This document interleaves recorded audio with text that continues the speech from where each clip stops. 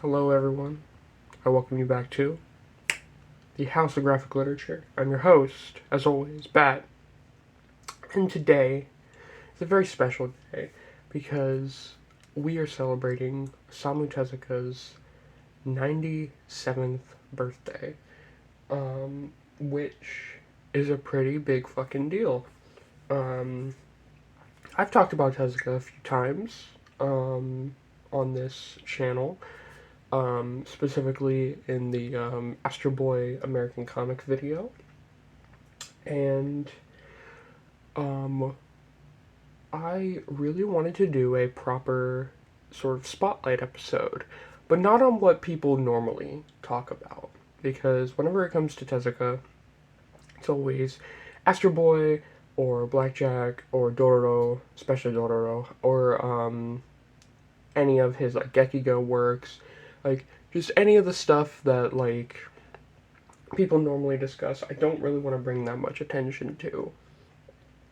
Because I want to bring it way back. Back before Tezuka was established as this, like, major pioneer of comics. Because Tezuka made a lot of shit before he even made his first Astro Boy comic. And I have some of that here with me. Unfortunately, it's not a massive ton, but it's a decent snapshot of the era.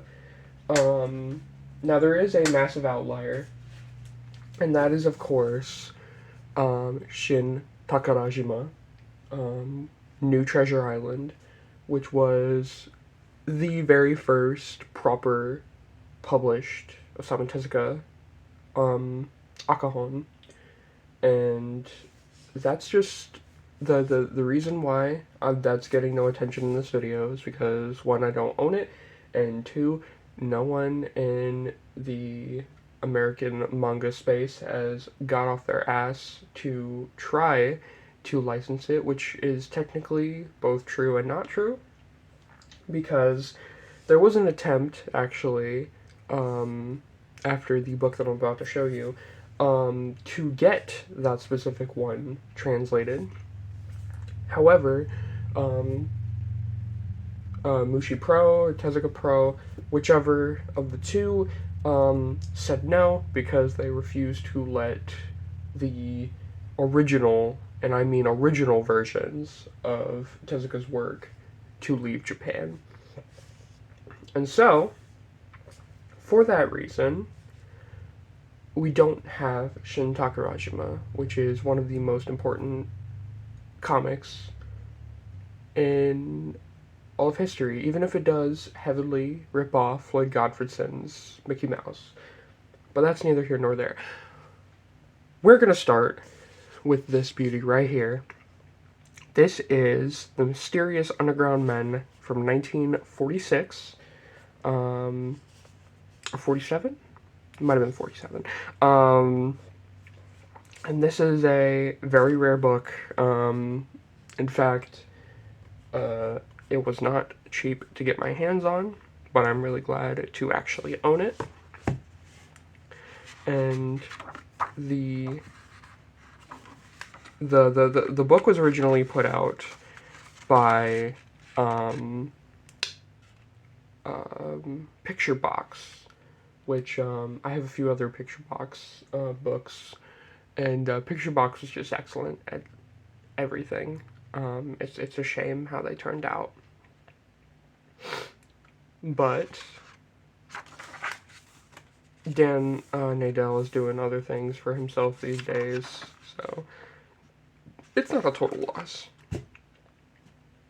But basically, The Mysterious Underground Men is the earliest Tezuka that we have in English.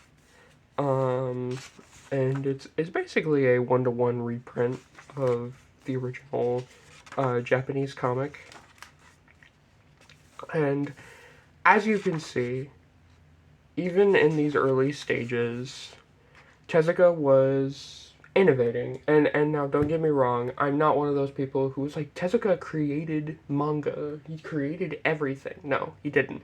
There were other mangaka before that, and especially pre-war, who were doing similar things. And Tezuka, I find it hard to believe that Tezuka wouldn't have seen those comics for himself. But I digress. I do think that Tezuka took what he saw and sort of streamlined it more and turned it into what would become his style. And the innovations that I really enjoy here are the panelists, the borderless panels. Um, there's this great splash page in here. Um, the cartooning is already extremely on point. Um, while the characters definitely they're definitely newspaper strip sort of characters, and just how they're drawn, they're very simple. A lot of them have little dot eyes. Um, they still a massive range of movement. No one looks like they're just standing around. And it's really excellent. And that's thanks in part to this gorgeous color. Um, most reprints of this story do not have this coloring. So the fact that we were lucky enough to get the version with the color is pretty insane. Um, but this is a wonderful page right here. Um, and Mysterious Underground Men was a Akahon manga red book, which were mainly made for like little children. And these were very self-contained, like sort of graphic novel-ish sort of books. And unlike Kashihon, where you rented them, these you could actually just buy and own. Which is probably why there's more Akahon that exist now than some of the more rare Kashihon. But I digress. Um, or well, actually, it kind of be more so the other way around. Anyways, where we're getting off track. Mysterious Underground Men is a very classic, very pulpy story. There's a wonderful essay in the back here that explains the influences that Tezuka was working with for these. There's a German novel called The Tunnel. There's Flash Gordon movie serials. Of course, Disney with with the little bunny dude here. But as you can see, it's just so accomplished from the get-go. There you go. There's some fucking dinosaur bones. Didn't think that a novice at this moment in time like Tezuka could draw these like beautiful detailed dinosaur bones, did ya?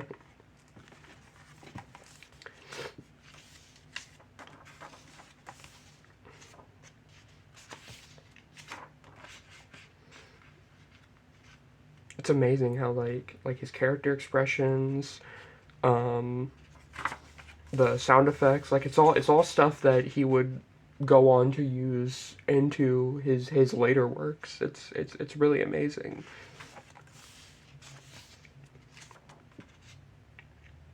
Look at this lighting. This lighting is beautiful. I'm absolutely obsessed with that.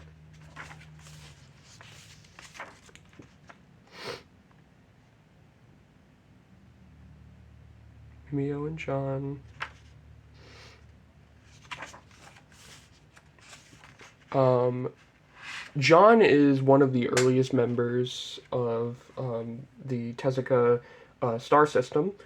Um, though John is just Kenichi. And for those unaware, the star system is basically Tezuka had a cast of characters that he'd like to cast in every single one of his manga.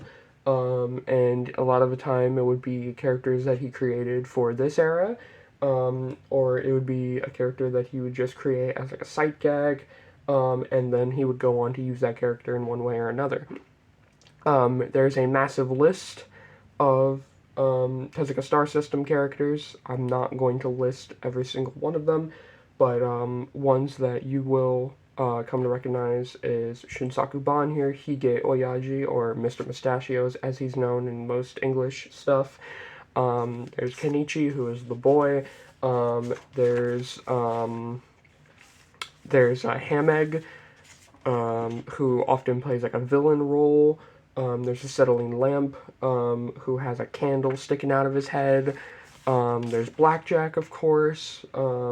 Even Astro Boy, Tobio himself shows up a lot in other Tezuka manga that have nothing really to do with Astro Boy. But look at that, Mukuro Kurosuke. Yeah, these are such beautiful, like, double page spreads, man.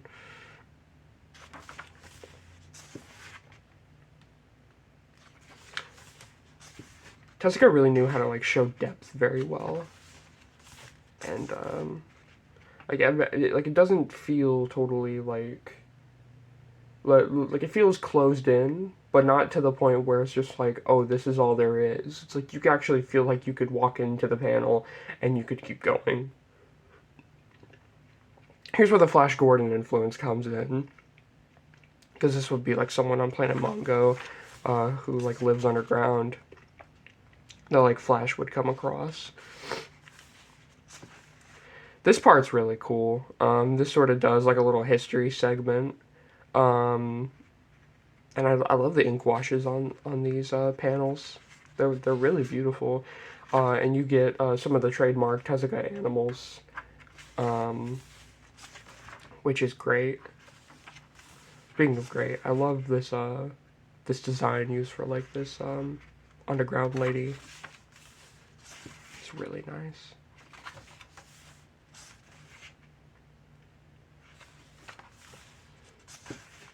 There you go, classic newspaper bulletin. As mentioned in my last video, number 21 of Wally Wood's 22 panels that always work. He's not wrong, it always works.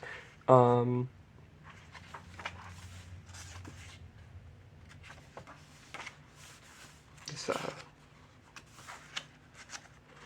it's a really nice little cottage there. Sorry if I go silent every once in a while. I'm just like, I'm still taking it in, just like how gorgeous this comic is. After, because I only read this, actually I read this twice, back whenever I first got it, and it was a great learning experience, but I haven't cracked it open since then, so kind of seeing all these again, all these panels again, seeing just how beautiful Tezuka's early work is, compared to his new stuff, newer stuff, is just fantastic.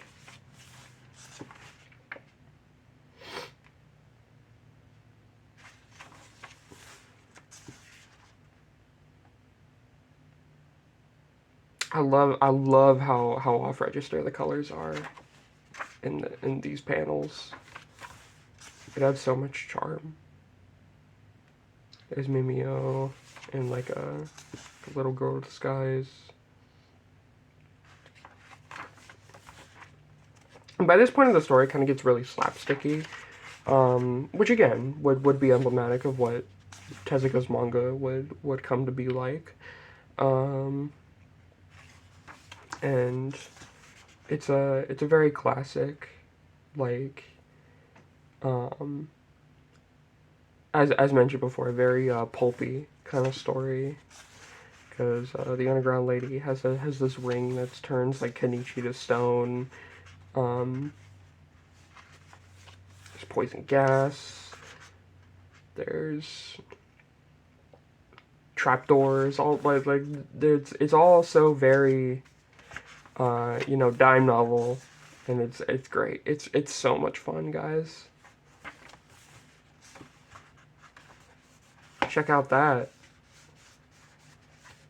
That's so good. I love the rock textures on the mountain too. you can tell they were like a little dashed out, but like every single detail is there that like you almost can't tell.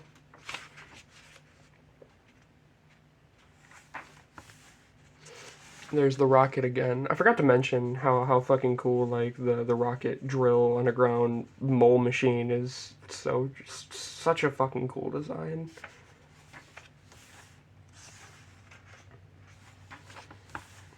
Oh yeah, here's the sacrifice scene.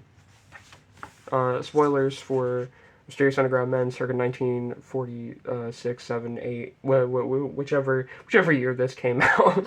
I can't recall for sure, but just know it's very old. And yes, the story ends with Mimio actually sacrificing themselves. Just kidding. They're fine. And I love this final panel where you see them in here and the doors closing, quite literally, on the story. It's just great. It is so fantastic to see how formed Tezuka already was at this point in time. But something that he didn't do these immediately afterwards. It was actually more so a it was more so Tezuka made a lot of comics, and after Mysterious Underground Man, there were several, but one of these was one that he held on to for a really long time.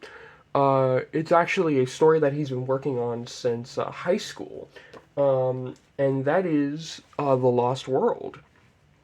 And this would come to be known as the first of the Osamu Tezuka um, science fiction trilogy, which were three books: Lost World, Metropolis, and Next World. That would sort of be these like science fiction stories. One that takes place with like near past themes, one that takes place like more present times, and one that takes place far in the future. Um, Lost World was the first of these, and as you can see, it's a little bit rougher than what we saw with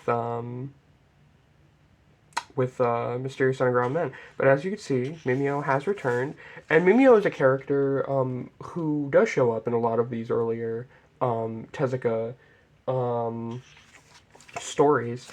Um, and as you can see again, Shinsaku Ban is here, and what I really like about the science fiction trilogy is that Tezuka uses a lot of different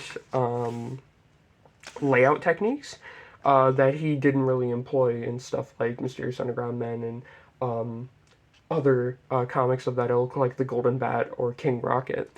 Um, and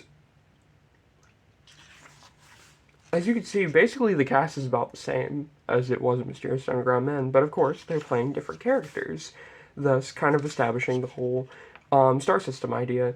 We do have other characters here. This little pig dude, this little dog dude. They're all hanging out with Mimio. And as you can see, each of these have like little titles, which, again, very comic strip-esque.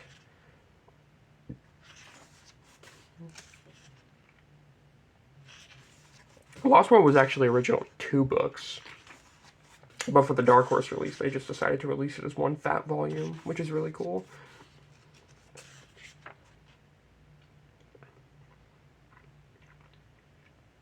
So much like bouncy movement, lots of squash and stretch.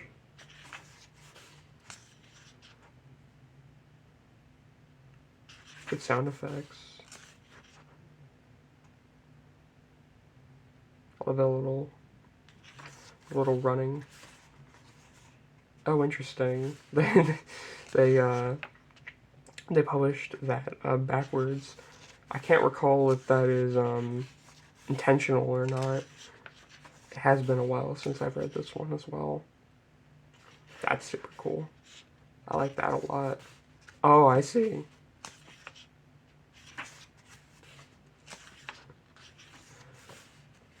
What you call laziness, I call innovation. Yeah, even in his early days, Tezuka could draw pretty good scrap.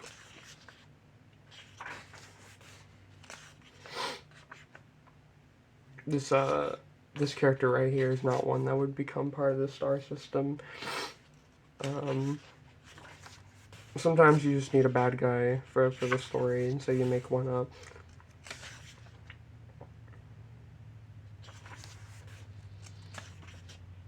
There you go. There's like we got like a secret organization, which is something that would become more of a trope as comics would go along. It is really excellent that we have this in English, because this is stuff that I couldn't even see getting published today by fucking, let alone by Dark Horse of all places. I mean, that's the Hellboy machine. So I couldn't imagine them putting something like this out. Very ugly members of this secret society. Remind me a lot of some of the dudes from Shota Sanpei's Legend of Kagemura. Maybe he read this and got some of those ideas. I love any time Tezuka draws capes. He draws capes a lot in his early work.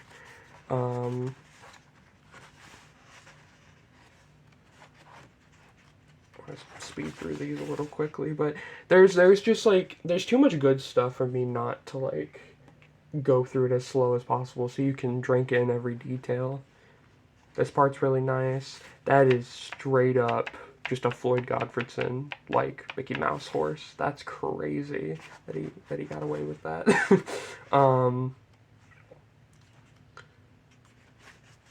There you go.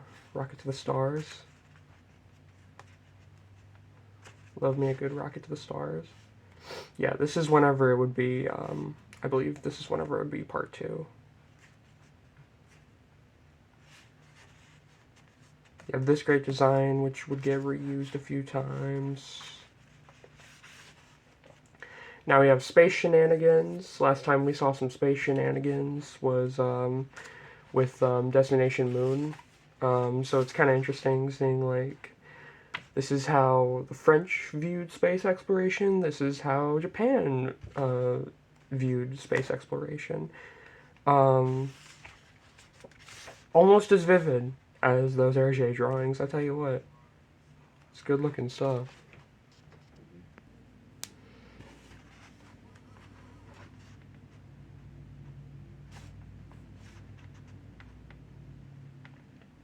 Oh yeah, there you go. There's a Cerulean lamp.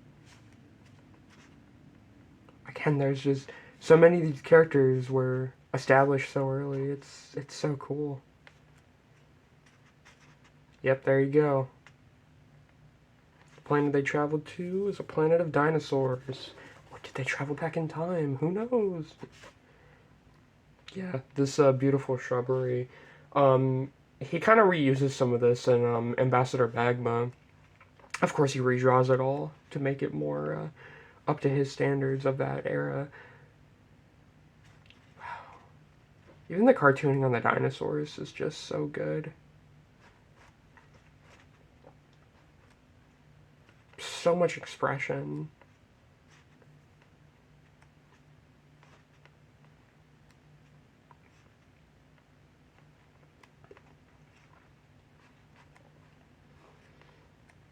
I love the simplicity of this one. My favorite of these is probably Metropolis, but this one is just like it's just really fun.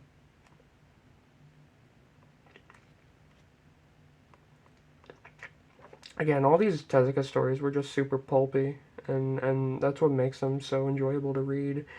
Um, there was There is, okay, so something I did want to get into. Um, while this does include some of the earlier stuff that Tezuka did, this is kind of a more updated version of this story. The actual, like, unsealed version, as I believe it's called, is still pretty rare. Um, and and if it has been reprinted, it's pretty expensive to get. Because this this is a more mature, like redone version that Tezuka is okay with seeing go across the pond. So we technically don't have the original version of Lost World, but this is about as close as we're gonna get. Also, this was very bold for fucking um, the early 50s. I believe this one was 1949. Um,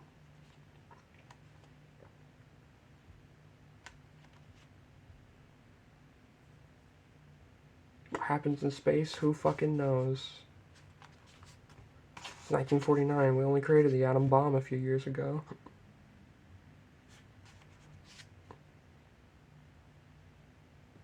This is a really nice sequence.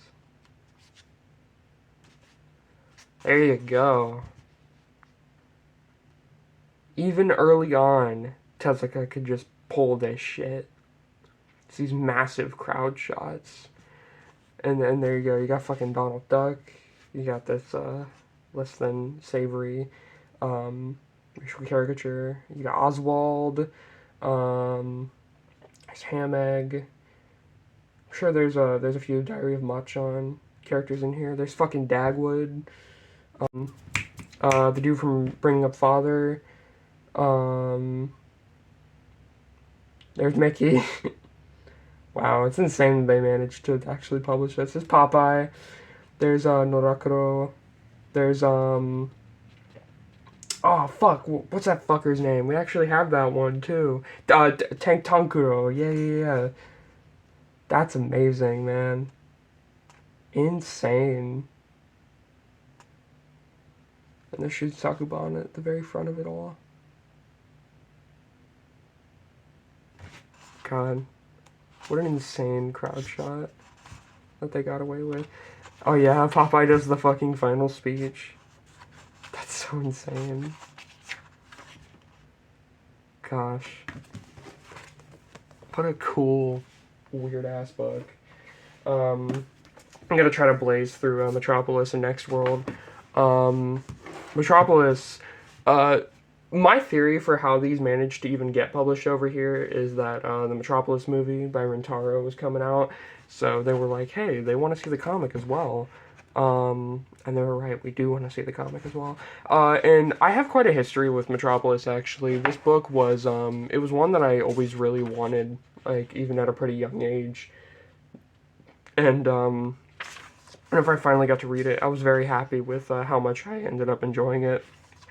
Metropolis actually feels very much like an early version of Astro Boy, mainly because of the character Michi that they create is very much a Tobio-like character. Um, there's Duke Red, who is in the movie version, and I did a whole Instagram post about comparing this to the original Japanese version, um, and I put a pretty big emphasis on just like really cool panels like these. Like this panel sequence is just excellent. There's another crowd shot, no one that you can really point out though. More crowd shots. There's a lot of crowd shots in Metropolis actually. It's really amazing. It just goes to show just how much like Tezuka was evolving at such a rapid pace. Because if you saw from Mysterious Underground Men, there's a lot of, I mean, it's very accomplished, but there's not as much like there's no real crowds. Like everyone is kind of there's per panel there's like at most 4 or 5 people, whereas here Tezuka is really just starting to get into what he would become known for. And there's Michi, who is a great character. And We have Michi and Kenichi again in this story, and Shitsaku-ban.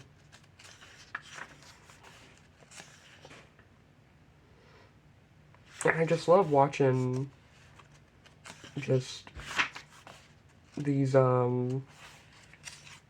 seeing how Tezuka sort of approximates like a science fiction world in his own way. It's really excellent. There you go. You got these great panels in shadow, which I really like.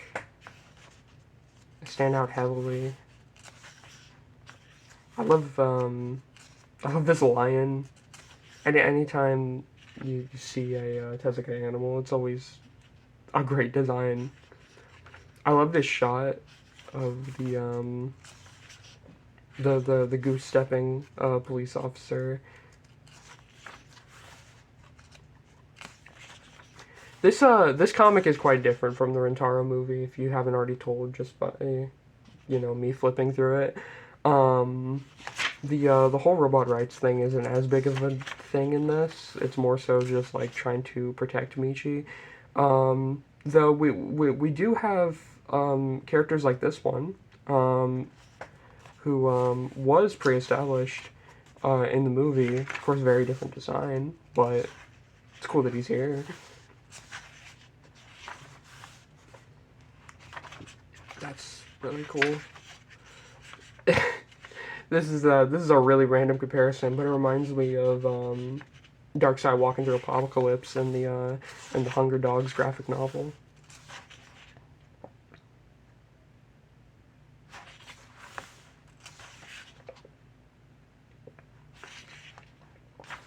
Still working with the heavy pulp influence here. The way this does move is kind of like a pulp cereal, but it is trying to be like more, I guess, palatable. Like more so as like a full kind of story rather than just this happens and then this happens and this happens and then this happens.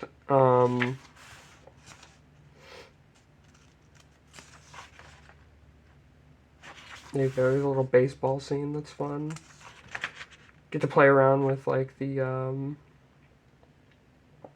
whole like massive strength sort of idea, and also like ooh, Michi can fly and all that shit as well. There's straight up Mickey Mouse, which shows up a lot in this.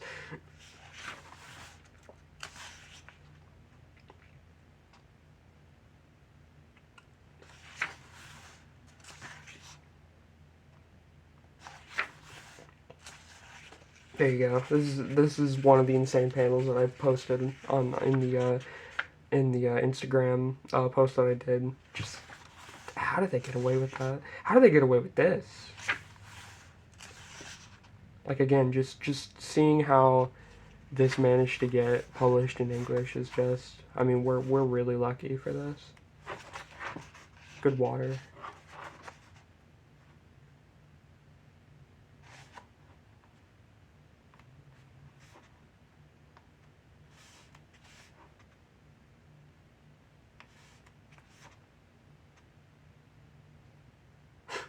I like this giant bee. It's funny how everything kind of looks like it looks like a Disney cartoon, but then like if you view it from behind, it looks more realistic. This is the magic of Tezuka's cartooning. That's an amazing boat. There's not a lot of boats drawn that beautifully in this era.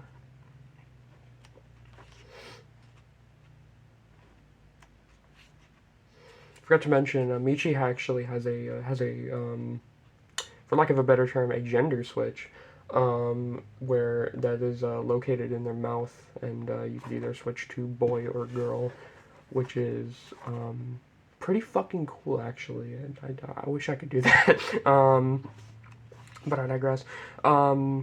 It's it's a really cool concept, but it is something that they don't really um, use as much. Um, like it kind of becomes a big part of the story. But whenever the girl switch is flipped, that's whenever Michi is like corrupted, and thus there's like a lot of destruction and all that. Um, it's this really cool fucking shot that we're about to flip to. Yeah, this right here. This is fucking awesome. Um, just the storytelling and all in like these panels specifically is so solid. And then of course we have the cautionary warning stuck at the back here. It's really nice.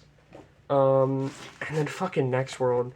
What can I say about Next World? Next World is bonkers, dude. It's like a Soviet, like Cold War kind of story. Well, actually, like very very early Cold War, since this was like the early 50s. But yeah, it's like an early Cold War sort of thing. Duke Red comes back. There's these little fairy things called the Fu Moon, who end up causing a lot of issues. There's these like KKK looking guys who are really strange. There's so much. Next World is definitely the most insane of these, I think. Um, though this one also has a early appearance of a Rock, who would become a heavily established Tezuka Star System member. But here he's just fucking look at this shit, dude. This is Next World kind of deserves a whole video in of itself just because of how insane it is. But I'm just gonna give you some highlights. Just absolutely just wild cartooning at this point. You got multiple elephants in a fucking panel. You have those multiple planes.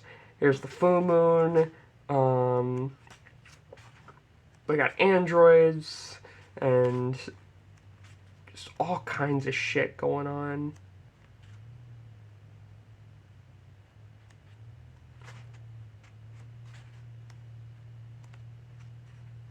Yeah, man.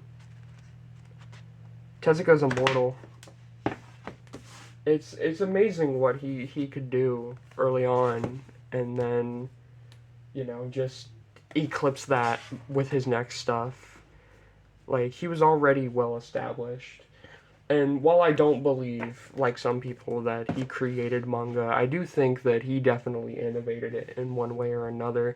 And I think there's no better example than like this really early work that was just already well established. And this isn't even everything. I mean, he did a bunch of Phoenix stories in the 50s, which I mean, you could definitely gawk at those. The earliest Astro Boy stories are published in English, except they are pretty different from what they would become later. But it's all just so amazing how medical student Osamu Tezuka would shift fully to comics and would just become one of the best, most recognized, well-established cartoonists in the entire world. And it's crazy seeing how early that really started. And if you can find Lost World, Metropolis, Next World, Best of Luck with Mysterious Underground Men, you really owe it to yourself to read these early Tezuka stories. Especially if you are a Tezuka fan, I think you should check out the older stuff. I know a lot of people are afraid to venture into a lot of cartoonists' early stuff, and understandably so. But I think with Tezuka, his early stuff is just as good as his newer stuff, if not better in some ways. I don't really like whenever Tezuka tries to get too philosophical. I think some of his Gekiga stories aren't nearly as great as others tend to think, but I'm also a Garo magazine fan, so that's probably why. Um, but I digress. Happy birthday, Osamu Tezuka. I wish you were still with us. But what you managed to put out while you were still alive is insane. And I salute you, sir, for all the great comics that you gave us. And that's going to do it for today's video. Thank you for watching. Go read an Osamu Tezuka book if you can. Doesn't matter which one. It could be one of these. It could be Astro Boy. It could be Blackjack. Whatever. Just go read an Osamu Tezuka book and just watch the genius unfold before your eyes. Thank you and goodbye.